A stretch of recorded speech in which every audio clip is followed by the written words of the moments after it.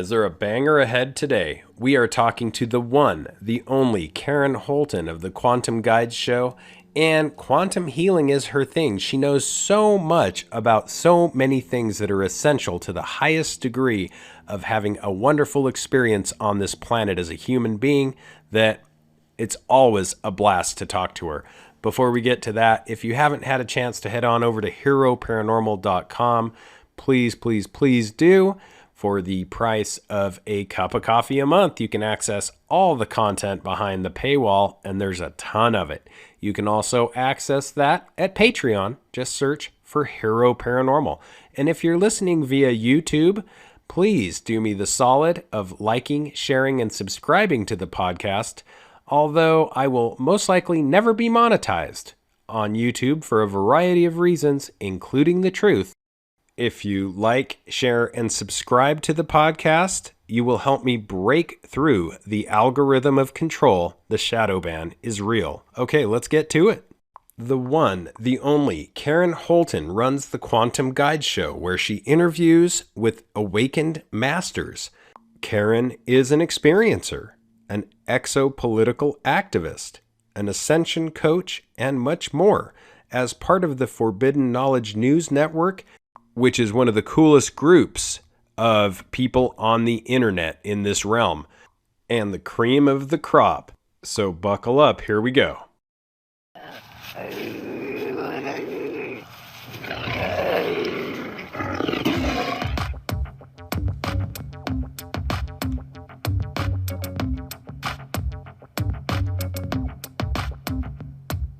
Come blast off in my time machine. Third eye feeling like an Evazine. Blast off, blast off, blast off, blast off. Come blast off in my time machine. Third eye feeling like an Evazine. Blast off, blast off, blast off, blast off. Blast off on another epic episode of the Hyper Anomalous Esoteric Research Organization podcast, aka Hero Paranormal, broadcasting from the base camp at spacewolfresearch.com. My name is Ryan, the anomalous ambassador of the airwaves. Let me introduce Karen Holton. Welcome to the Hero Paranormal podcast. Hi, Ryan. It's great to be here.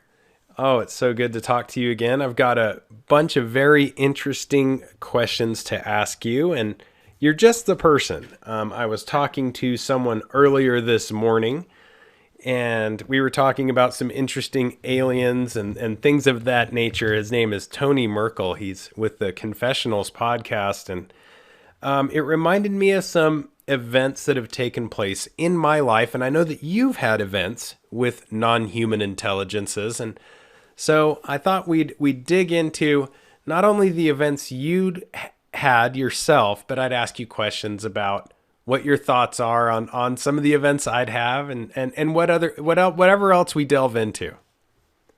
Okay, well, I'll just tell you, to the best of my knowledge, I don't consider myself an expert or anything like that, but I've just had some amazing experiences, and I have some, kind of gut reactions to certain things and some thoughts on certain things. So I just want you to know this is just within my own perceptual arena, my take on things, but not to take it as expert advice or anything like that.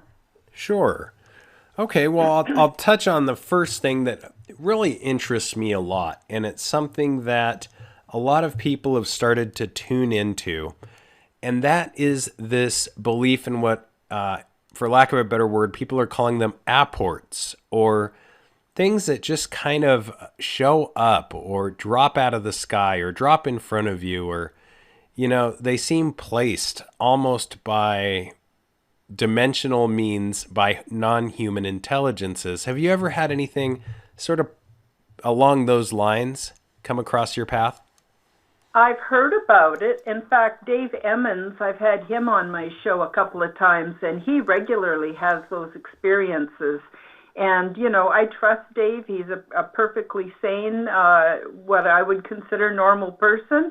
And he's had a lot of those experiences. I'm not so much. However, I think closely linked to that is I have noticed things Just when I'm out for a walk, I'll just notice things that normally I might not notice.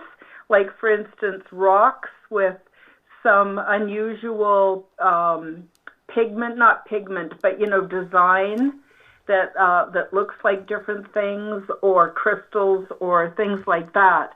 But I haven't had anything that you would consider a gadget fall in front of me. Now, I also want to mention that on my website I have a line of orgone generators, and how I heard about orgone generators for the first time was actually through my ET contacts. I had never heard of them. And then after I got the information that they might be beneficial to me, then I did the research. There wasn't a lot of information out. This was about, 2013.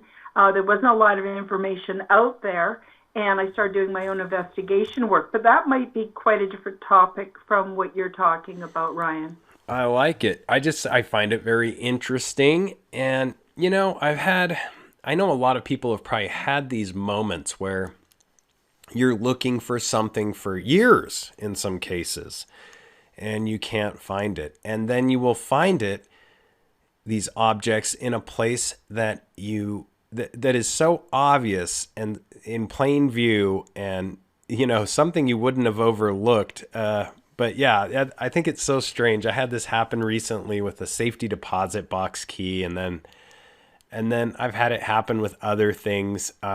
Most interesting, and this is a funny story, when I met my wife, we went to a food and wine festival, and for fun, I threw down the $20 or whatever it was at the time for her to get a psychic reading.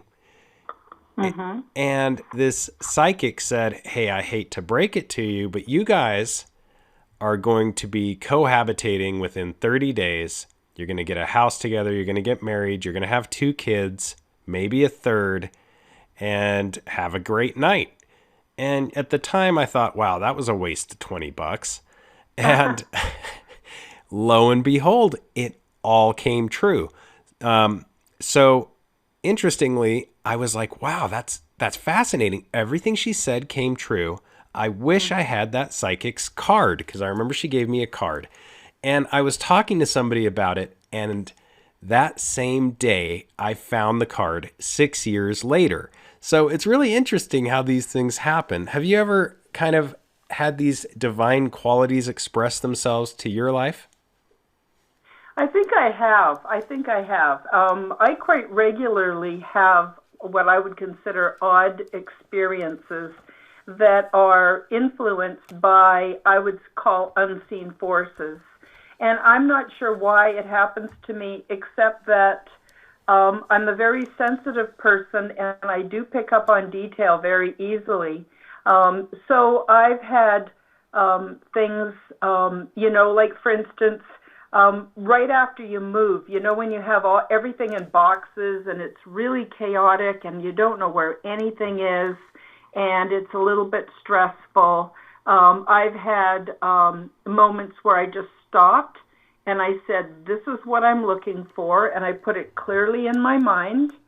And then I would walk directly to a box, open it, and what I'm looking for would be in that box. So I've had that happen to me. I've also had an experience where I had made some notes, and I wanted to do a podcast from those notes, and I had no idea where it was. And instead of taking the calm approach, I would be frantically, looking everywhere, couldn't find them.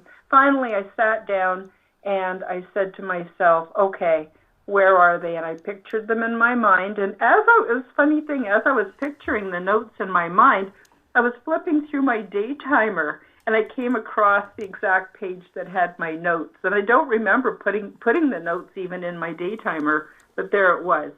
So I think that there's a very close relationship between us, our conscious self, our subconscious selves, our higher self, and possibly unseen forces that are very, very aware of us, that we may not, because of the very amount of distractions we have in everyday life that we don't necessarily tap into or become aware of. Yes. Amazing. It's so interesting. And in our last podcast, which I really appreciate you having me on, that was a great time. We talked really quickly. I think someone mentioned, I can't remember who, but someone mentioned Roger Lear, who was a pediatric surgeon who was known for investigating alien implants. And I want to kind of delve a little bit into this because there's a lot to be said for frequency and radio waves and the possibility that these strange magnetic devices containing, crystalline structures along other lines, fragments of metal, fragments of glass, shards of things people don't even know exactly what they are, but these things, these specimens have been lodged, implanted, for lack of a better word, into people who have interesting events occur. And my question is, I guess there's a few questions. I had a situation myself which was very interesting, which led to a bunch of events, which actually in turn led me to Skinwalker Ranch. But I was injured. I'll give you I guess I'll just not beat around the bush. I'll just say it, Karen, because you're open-minded.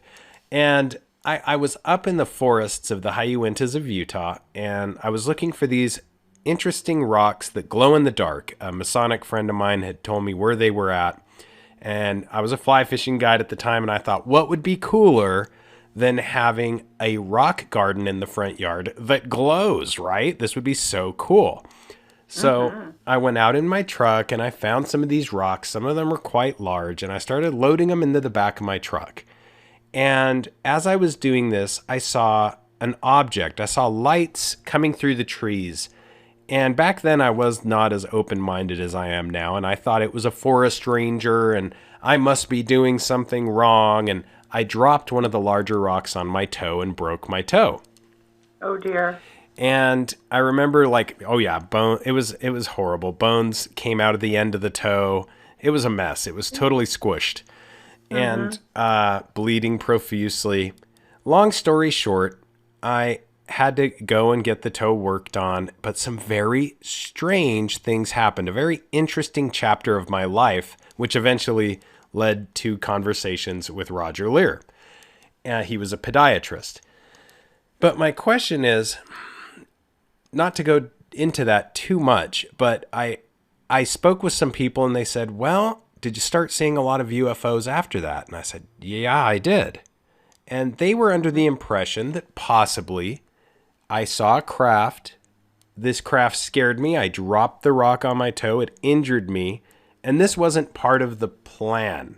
So this non-terrestrial experimentation or whatever was taking place did not plan on having this event take place to me.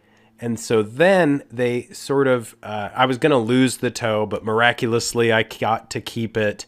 And, the doctors couldn't understand it. And there's a bunch of weird, odd ins and outs about that. But do you think that there's a prime directive when these ETs or craft or cosmic intelligences interact with humans? Or can that all be thrown out the window? Because on other cases, we have, people literally being poked and prodded by them. What's your thought on this? Okay, well, I can only speak from my own experiences, but I'd like to, if it's okay with you, touch back onto the whole idea of alien implants. And I'd like to expand on that a little bit. So, first of all, there's ample evidence that there has been technologies that have been implanted into humans, and many of the people who have the implants are not even sure why, but they know they've got them. Magnetic parts on their body that hold metal pieces to them, all kinds of things. People have had them removed. People have had them x-rayed and chosen not to remove them. And I'm not an expert on the subject, but what I do find interesting is one day while I was doing, actually it happens to me at night in the sleep state, I have these different transdimensional experiences. And I was doing the exopolitical work, and I was aboard the big ship speaking with my, well, not really speaking, we use telepathy, but I'll use the term speaking with some other extraterrestrial beings. Now, when I go and do the exopolitical work, I'm usually in etheric form. I'm not in a physical form, and I'm very aware that I'm in an etheric form. And I'll tell you why I think that is because often I will wake up in the middle of the night while I'm in one of these meetings, and because I have to go to the bathroom. And at first I would be really embarrassed because, you know, that's kind of a private thing, right? Mm-hmm. But I realized it would like the connection would break. I'd go to the washroom, come back, and I'd be directly back into the connection, and it was as though no one else noticed. Anyway, while I was doing this, I was being educated. The subject of implants came up. And apparently there are three-dimensional, you know, physical implants that people receive, but there's also etheric implants, there's genetic implants, there are implants that we don't even have vocabulary or mind thought to be able to think about or talk about. And apparently the human species has been used for, I would call, experiments and direction from both nefarious and benevolent beings for thousands and thousands of years. This is a really common thing. Most of us are completely unaware of it. And also, you know, what you've been born with is what you're used to, and you may not even realize that that's a thing. So I thought that was really interesting, but also I was told that a lot of humankind is being held back, especially by the etheric implants, and that only, and the best way to remove them is through guided meditation, visualization, but also things that create frequency of themselves, because it's the frequency that kind of disarms them and causes them to, for lack of a better word, dissolve, etherically dissolve, and be removed from humans. So after that, I got direction, actually, because I had already had my line of orgone generators, and orgone generators are sort of part of one possible implant removal process. It's not the only one. There's all kinds available that you can find on the internet. I don't know how good they are. I actually did an implant removal process for myself through Galactic Connection, and that was done with a psychic person and also essential oils.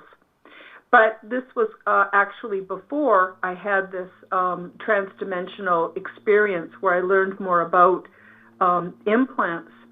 So not all implants are harmful, but if people are finding that they're not thriving despite their efforts, like if they've improved their lifestyle and they've improved their diet and they're doing meditation and they're doing visualization and they're doing all the things that you would expect would help them to be elevated and elevate their frequency, and in turn have better manifestations and a better quality of life. If people are finding that something's holding them back, it might well be a physical, three-dimensional, or an etheric, or spiritual, or genetic implant. Can I talk a little bit more about this, Ryan? Yeah, this is exactly the kind of fresh ideas. This is exactly what I want to hear about. Yes.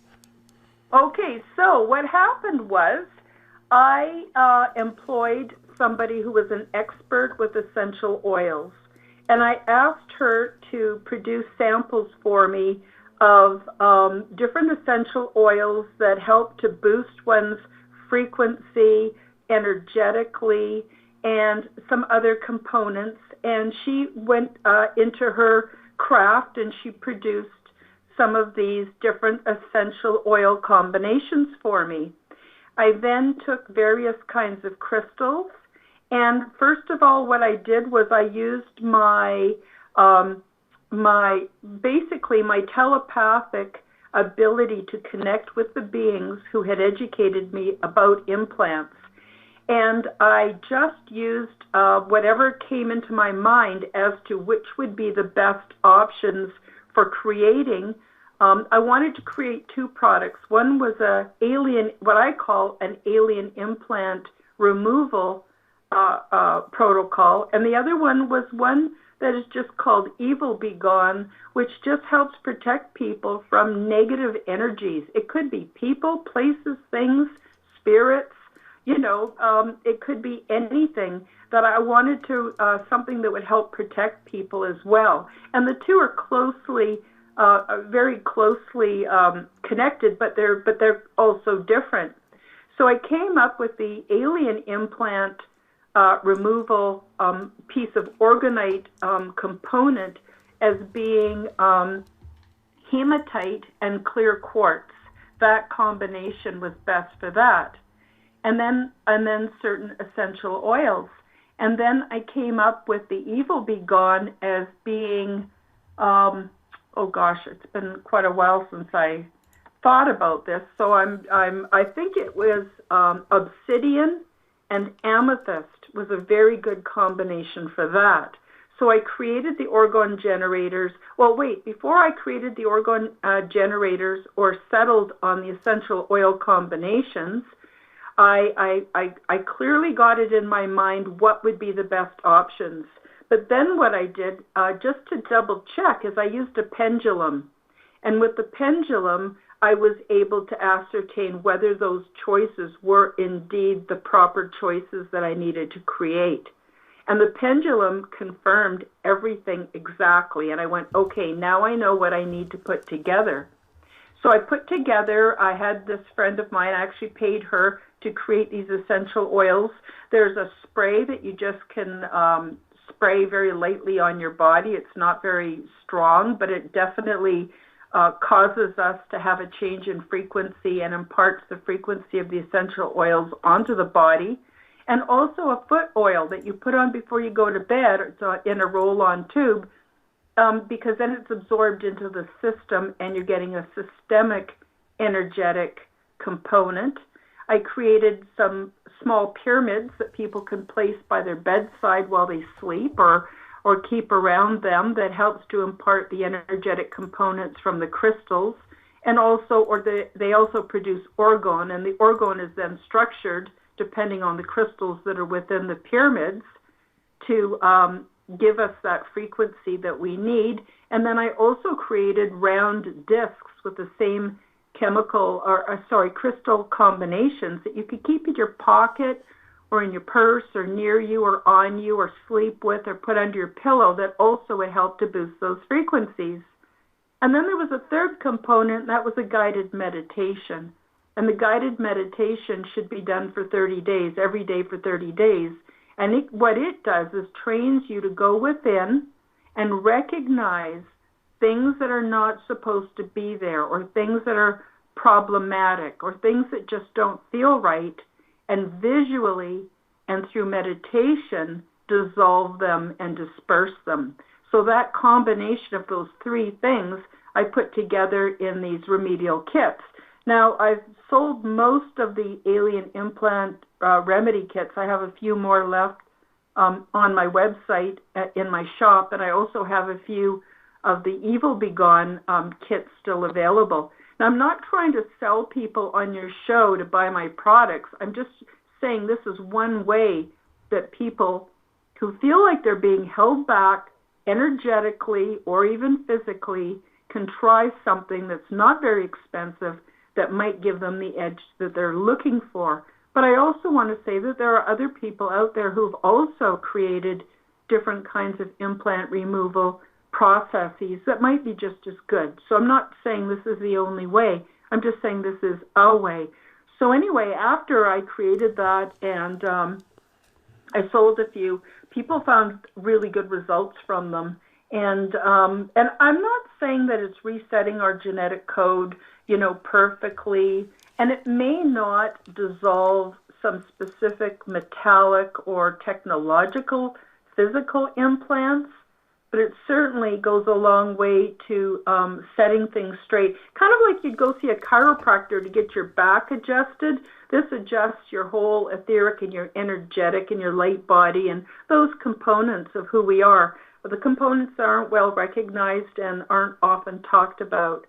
So I just thought I would mention that. So that's my take on it. So not all implants are negative, but I believe that an energetic approach makes sense, because if you've got implants that are actually benefiting you, whether they be physical or etheric, you want to keep those. And the energetic approach is not going to harm that, but it definitely will break up and dissolve implants that are nefarious or holding us back. And so I was given that by my ET contacts as a way that humans can help themselves to raise their frequency and, basically proceed into our next state of development. Yeah. And, it is like going to the chiropractor. I'm glad you said that, because a lot of people don't take time to look at bioenergetics. It's a very real field in biochemistry and cell biology that helps energy flow just through all living systems. So I'm really glad that you mentioned that. And interestingly, what you said about the implants, now that I look at it, when I was a young kid, I had my first paranormal event, which was I was in Costa Rica visiting family, and I had my left toe, the same toe, mind you, that later on was crushed and has all these weird UFO connections, but I had my toe pulled by what seemingly was, I would have to call it, almost demonic. It seemed like it had claws on the hand. I was about 12 years old. I went to go to sleep. I remember I was up late watching a movie with my cousin, and at first I thought it was him, but then I realized this room only had one entrance, no windows. The door was locked, the lights were off, and this thing pulled me from my toe, made marks even, and it pulled me so forcefully that I remember getting kind of pulled down the bed, and a 12-year-old, I was probably 110, 115 pounds, but gosh, I wish I was that much now. But anyway, I, needless to say, it moved my body, moved the covers, moved the sheets, and I got up, I turned on the light, looked under the bed, there's nothing there.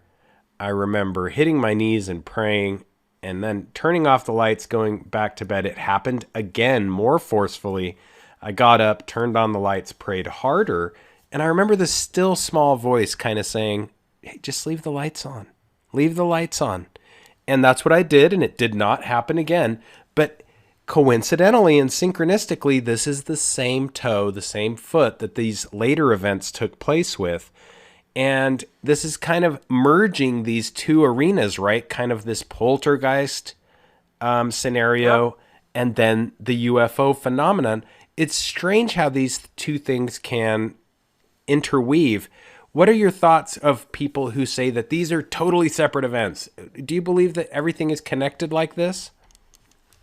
Oh, I do. And actually, while you were telling me about your experience, I just got the feeling, I could be wrong, but I just got the feeling that something was implanted into your toe when you were 12 years old. And the act of dropping the rock on your toe, even though it was probably terribly painful and a terrible thing to have happen to your toe, might have been just what was needed to completely dismantle whatever that object, whether it's etheric or physical, that was put into your toe back when you were 12. So I see it as being the problem and then the solution. And the fact that it happened while you were looking up at sort of a paranormal, vision or whatever. Yeah, like a light craft. Yeah. And then you were starting to see UFOs and stuff. It's kind of like it removed whatever was holding you back before. And that's just my thoughts on it. And I think it's totally related. I love it. It makes, Not to me making a pun when I said totally related. Yeah, no, it really is interesting. And then this led me in the long or short of it, it led me to a lot of other aspects in life. I was no longer able to work as a fly fishing guide. So during my time off, I was looking for new fresh water to fish. And, lo and behold, following these tributaries, namely the one below Bottle Hollow Reservoir, I find Skinwalker Ranch, and then had another very paranormal event take place, throwing me down another. So yeah, no, I don't think any of these things happen by accident. I have to agree with you. Interestingly, I've had other friends who have shown me pictures of these implants that they have removed by surgeons. And what are your thoughts on that when people actually have these things removed by surgeons? Is that a good idea, a bad idea? I think it's up to the individual. If the individual is feeling, like I believe that the best expert that we could go to is ourselves. And by going within and listening to how we feel and our intuition and our guidance from within, that will always lead us to the right path. And so I think that if people are disturbed by something that's like an implant and they want to have it surgically removed and they feel better for doing it, then I think that's the right choice for them. Other people choose to keep them and are not bothered by them, and I think that's the right choice for them. So I really think it's a personal decision that people need to decide for themselves what is best for themselves. Makes sense to me. And a lot of people have described what can only be called downloads when they have these implants.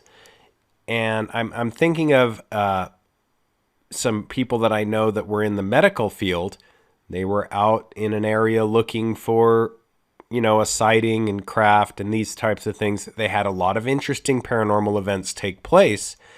And they all believed, and I mean, these are stand-up medical professionals, they all believed that they had implants implanted, and none of them wanted to have them removed. They believed that they were nasal implants, and they believed that these kind of upgraded them, right? Kind of version 2.0.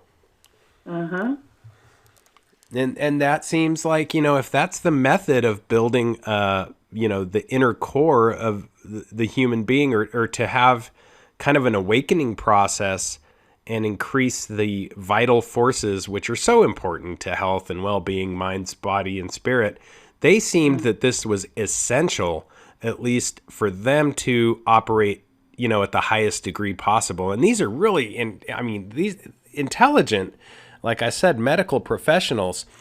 And we run into this over and over again in these scenarios where it's people from all walks of life.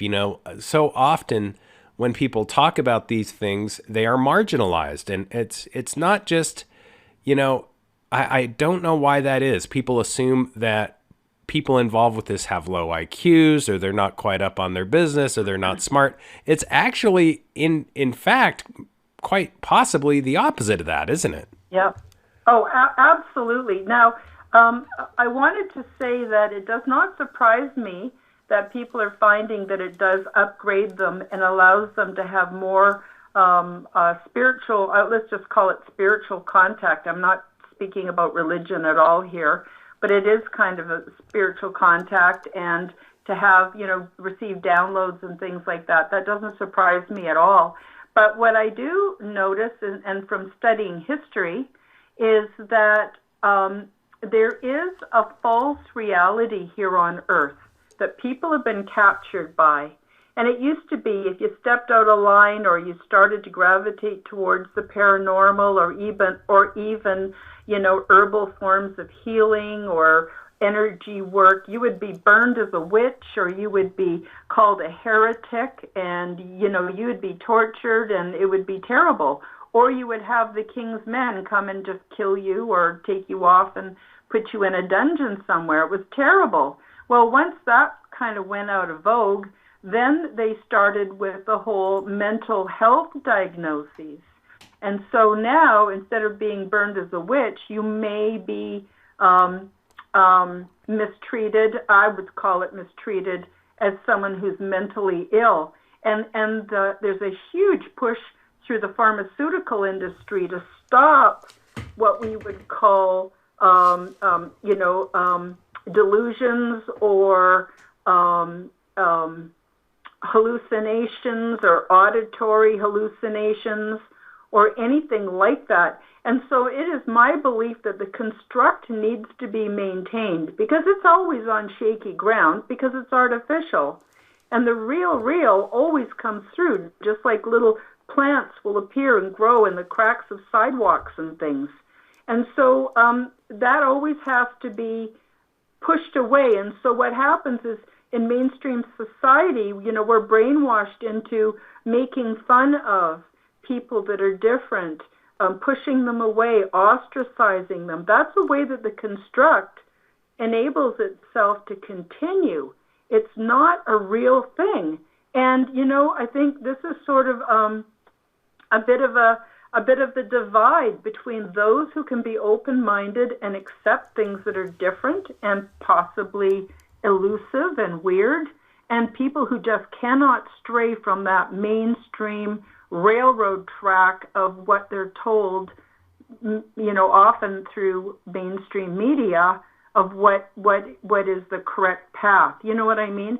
So those who are willing to deviate from that main path and have the courage to stand up and speak their truth, I think they're helping break apart the construct, and that actually causes or poses quite a threat to the matrix or to the construct. And so that's why, people are being really ostracized. I mean, just so I'm not going to talk about it because this is probably going to go up on YouTube and social media platforms, but look at what happened over the last 3 years and what we were told by so-called experts, what we had to do to survive or we were all going to die. And now, 3 years later, we're realizing it was just a psyop. It was complete crap. I mean, I'm not saying people did or didn't die from it, but I'm saying it's nothing like what we were taught and all the hype and all of that. So, I mean, there's an example. So when we have these paranormal experiences, it takes great courage and a willingness to be ostracized. And, really, though, once you see it, you can't unsee it. And once you know your truth and you see it in other people and you form community with other truth tellers, it's really hard to go back and spend time in mainstream society anyway. So it's not really like we're losing much. But that's my take on it. So what's happened is instead of using religion and the force of the king's men to come and take us down, now it's, public ridicule and the so-called psychiatric industry. I also want to just mention this because it's something I really feel very passionate about, is, all the psychiatric stuff is based on the DSM, which is the Diagnostic and Statistical Manual that all the mental health professionals adhere to. Well, that all came from the DSM-1, which was evolved into the DSM-2, which evolved into the DSM-3. None of that was put together from scientific evidence. What it was an old boys club of different therapists with completely different takes on reality and mental health that were together in a room and decided to put this manual together, and nobody got to go home until they agreed. And so those who had the stronger opinions put it together. It's all a fabrication. None of it is based on empirical data or true scientific method or research or studies. None of it. It's all made up, and it gets bigger and bigger and bigger as I think our minds expand and we're starting to, be aware of our differences and different ways of being in our different perceptual arenas. And, it's even to the point now that in the later versions of that manual, people who only want to eat healthy food are now classed as being mentally ill. So we just can't buy into what the mainstream is telling us is real. And why not go to the alternatives and start accepting as real some of this really neat, cool and weird stuff that we're all experiencing. And the other thing is, I want to say, Ryan, is so many of us are experiencing it. How can we all be part of the same delusion? It's not possible. So I think there's a breakthrough coming, and I think, yes, if you're weird, be weird. It's a wonderful thing. It is a wonderful thing. And I'm really glad because this information, emerging if you wake one person up, I kind of like to think in those terms, then you've been helpful, because it is a construct, as you mentioned, and so many theoretical physicists are already suggesting that this information, like you're talking about, is very interchangeable with, time and mass and energy. None of these things that we think have existed forever and are completely not changeable. I mean, time is not even real. It's a human construct. And this infinity of information seems to be aware of itself, and all things that could ever possibly happen have happened in the future, have happened in the past. And, just that theory of time, I know when I found out that you can literally change the past by what you do in the future, this did not compute. I could not wrap my head around it until I talked to people that were explaining it to me, how being a living being with thoughts, desires, and will, when they broke it down further, it's interesting how our reality is sort of like a computer program. And they were suggesting, that we can take this information and process it differently by our interactions with other humans and other divinities. And like a processor, like a circuit board, you can actually change the motion and orbits of this reality through trajectories.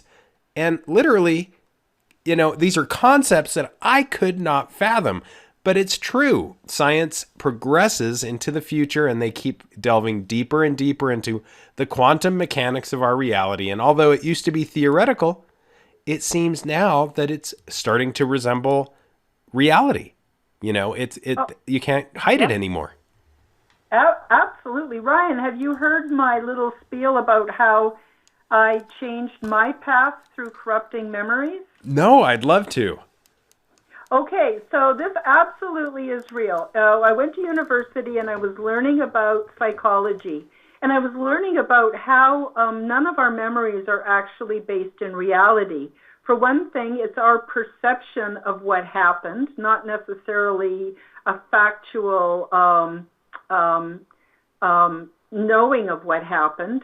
But also, every time we take a memory out, we alter it slightly. Inadvertently, we alter it slightly.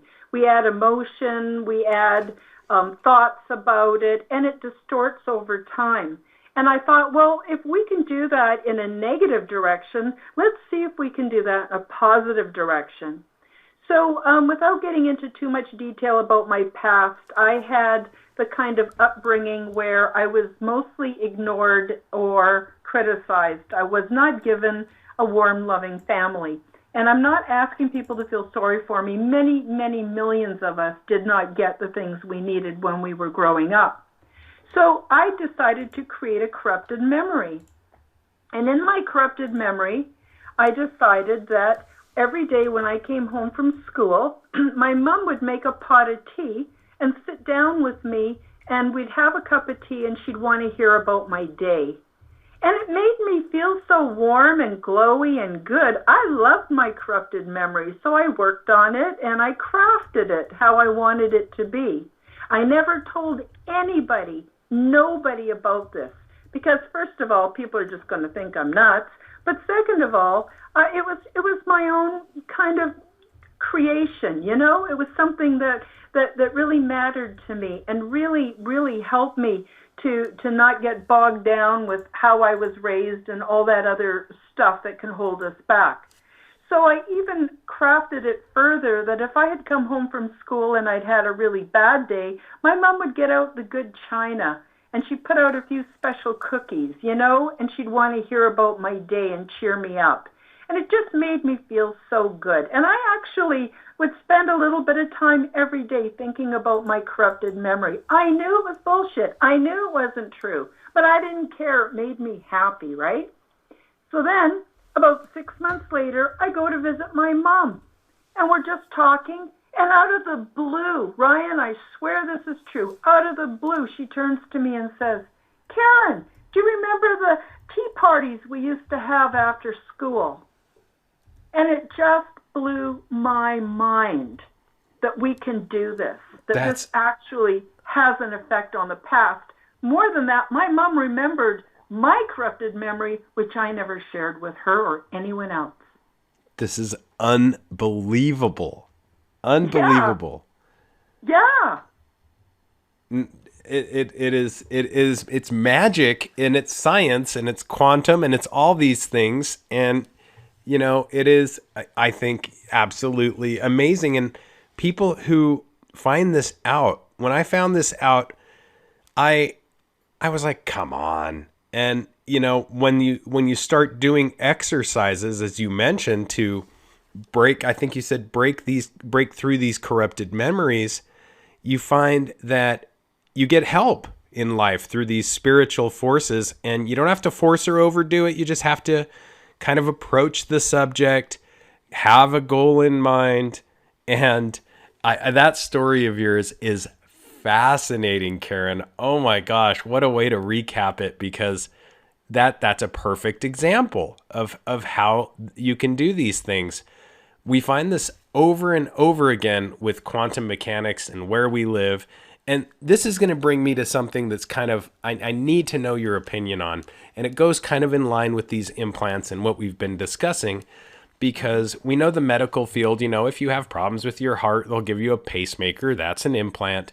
If you have, you know, other issues, even the allopathic medical industry will, or the pharmaceutical industry will give you something that can be considered implants. If you have a vehicle, your insurance company now gives you these little trackers, tracers, kind of like implants for your car to track and trace what you're doing to lower your insurance. So my question is, with these otherworldly forces, these non-human intelligences, which are being accredited with installing or implanting some of these devices, we know they're doing it.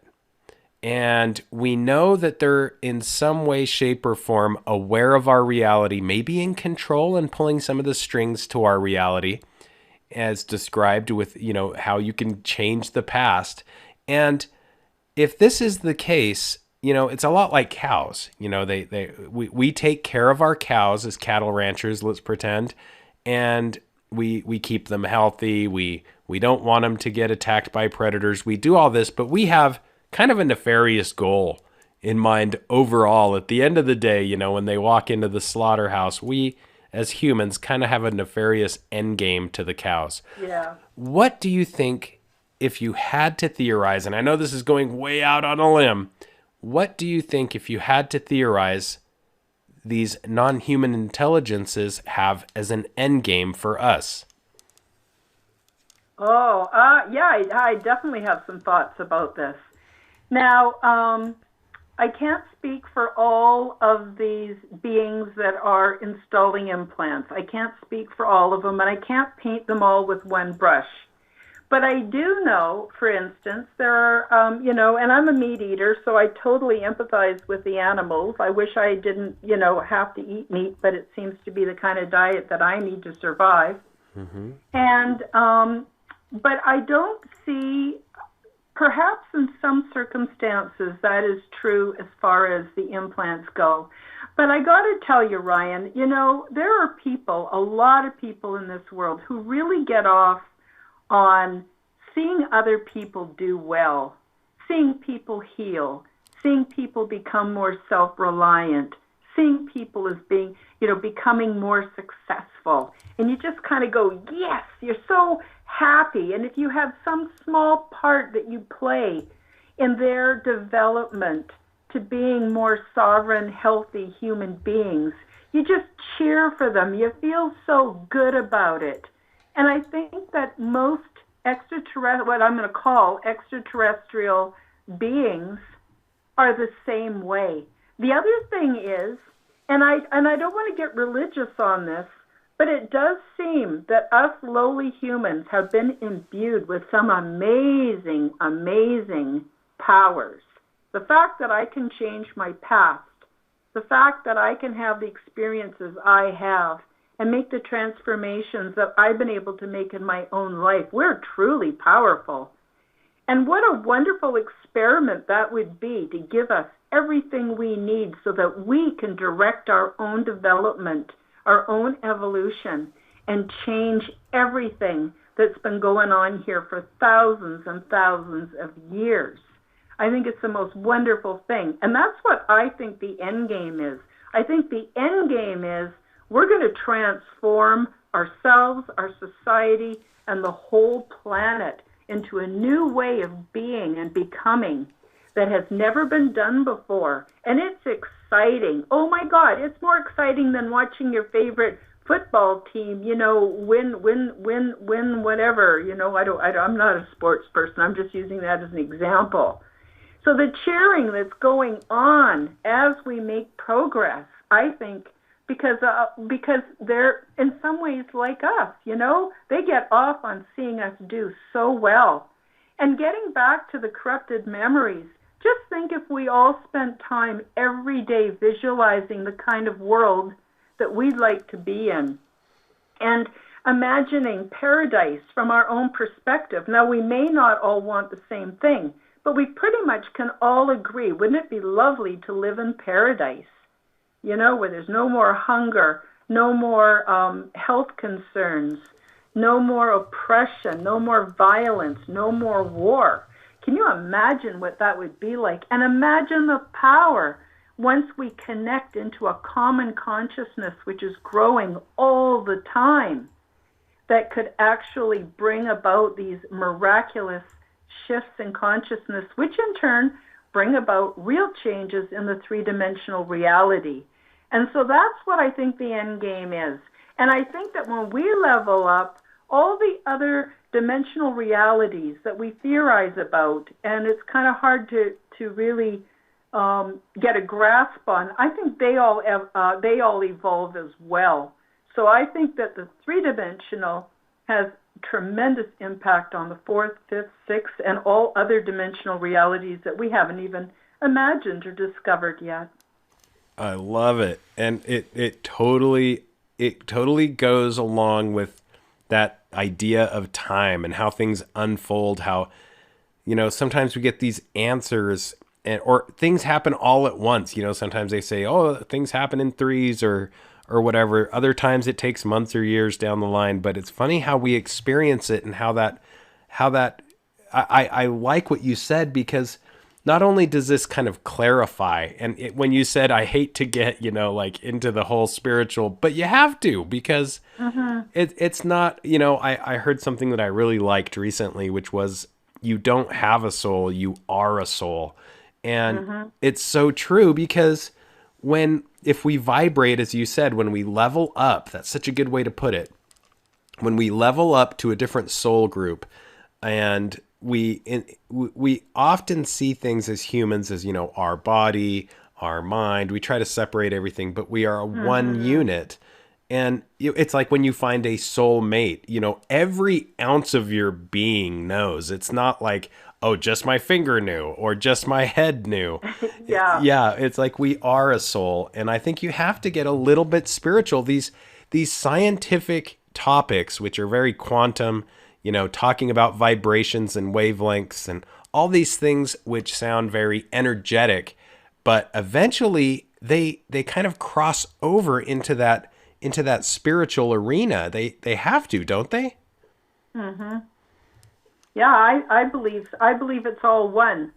My concept of God is eternity and infinity. It's everything. It's everything, and it's intelligence, and it's also universal consciousness. It's everything. It's so huge. It's hard to wrap your mind around. And it would include everything, including us.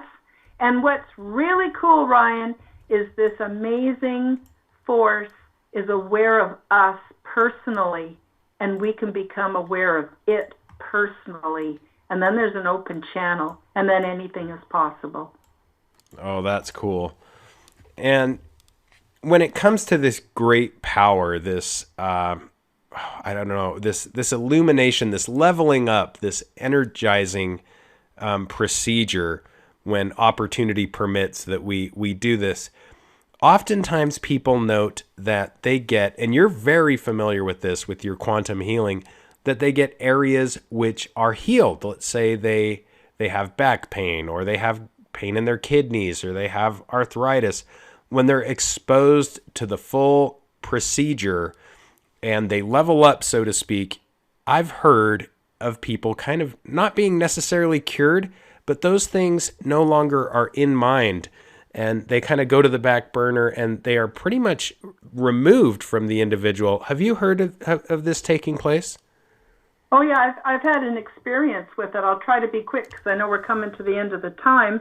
Basically, I went and wasn't feeling well, and I had some tests, and the doctor told me point blank that I had cancer, and I had to get in for surgery, chemotherapy, radiation.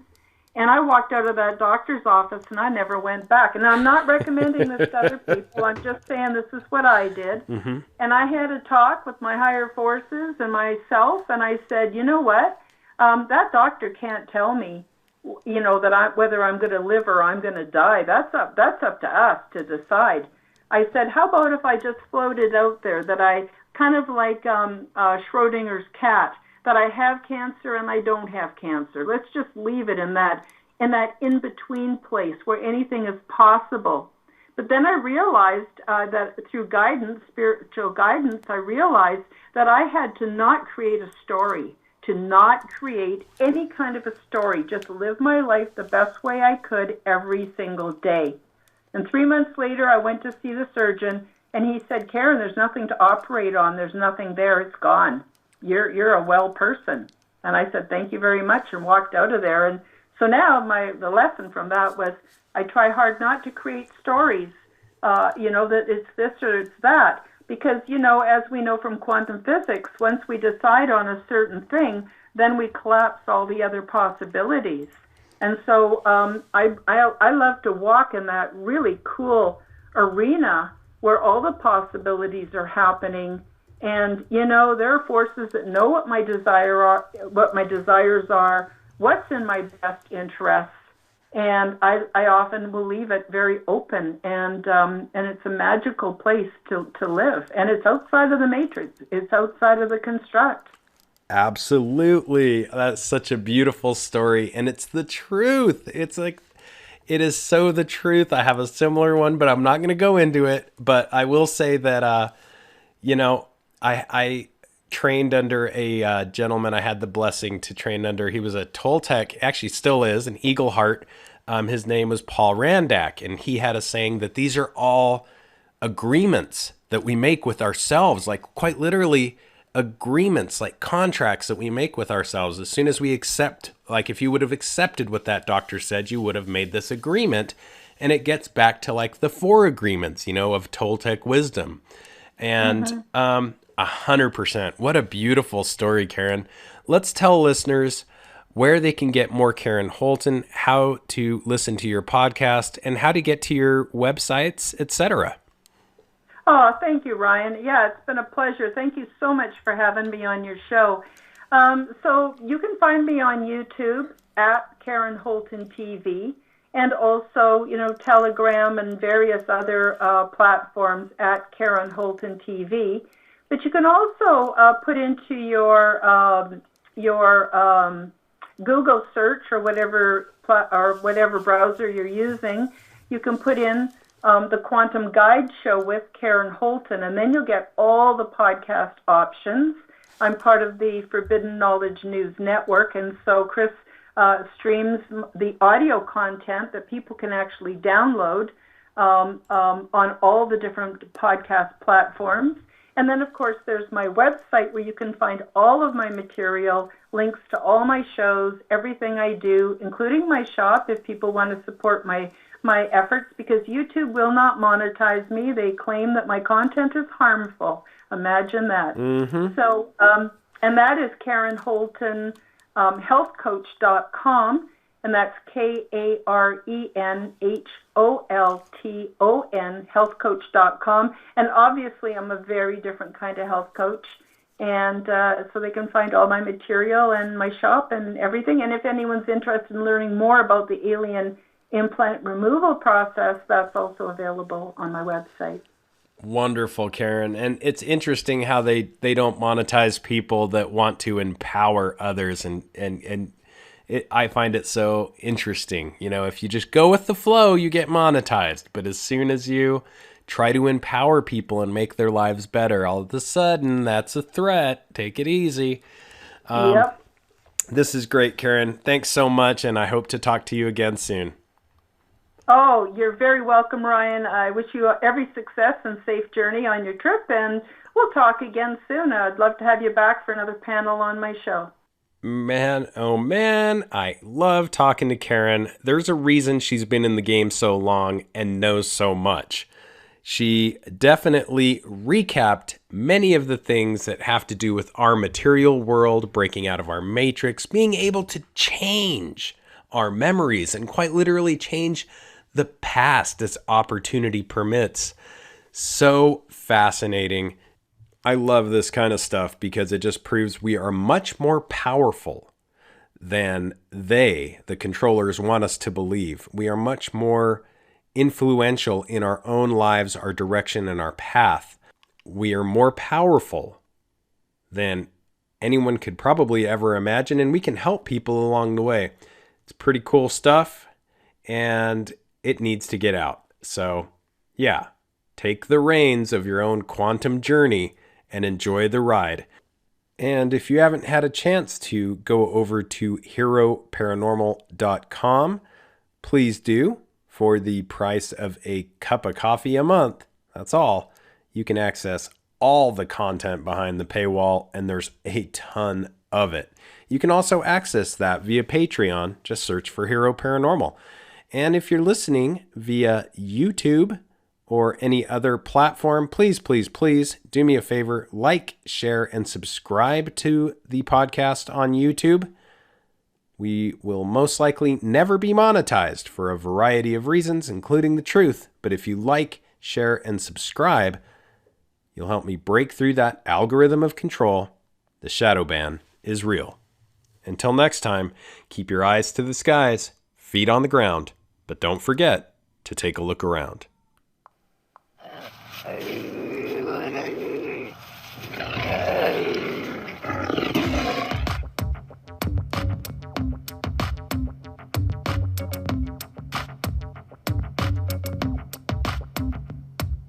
Come blast off in my time machine.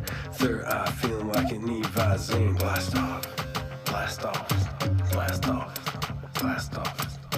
Come blast off in my time machine. Third eye feeling like an Visine. Blast off, blast off, blast off, blast off. Thank you for joining me for the Aliens and Angels podcast. Become the change that you wish to see in the world. Subscribe to my YouTube and other channels at Karen Holton TV. Click the like button, leave me a comment, and share this podcast with your friends. Check out my website at www.karenholtonhealthcoach.com to see my free resources and amazing products and services. All the links will be in the description below. As part of the Forbidden Knowledge Network, you will also find the Quantum Guide Show with Karen Holton on all audio platforms. A very special thank you to Andy Gambino and Anthony Essempler from the Unidentified S4 channel for creating the beautiful introduction for this podcast. Until next time, keep up the good work.